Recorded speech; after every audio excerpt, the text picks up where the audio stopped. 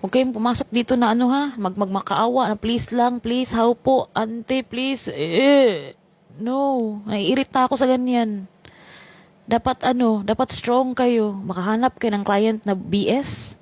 Makahanap kayo ng client na kahit konting mali mo lang, pinapalaki. Makahanap kayo ng client na ADHD. Iyak kayo malala.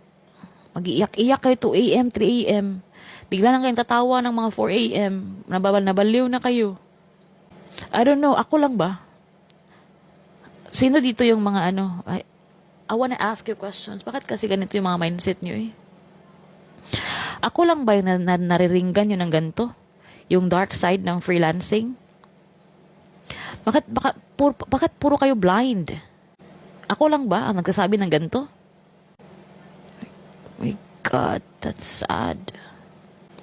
If you are taking all the dark side of freelancing that I am saying as negative na hindi na ako mag-BBA, oy, may ganyan pala, hindi pala secure yung job, nawawala pala yung mga hindi pa nagbabayad, wrong ang mindset. Dapat perspective. Hay, may mga dark side pa ng freelancing. Dapat hindi ako mag-resign agad. Maghahanda muna ako.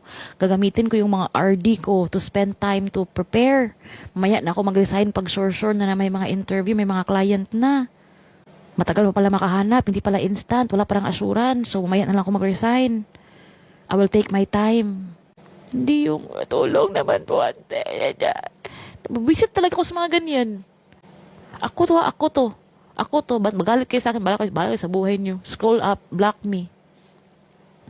Walang week dito. My God kayo. Hindi kayo magkatagal dito. Anong gusto nyo? Bigyan kayong client, tapos mag-upo lang kayo at magtanggap kayo ng dollars?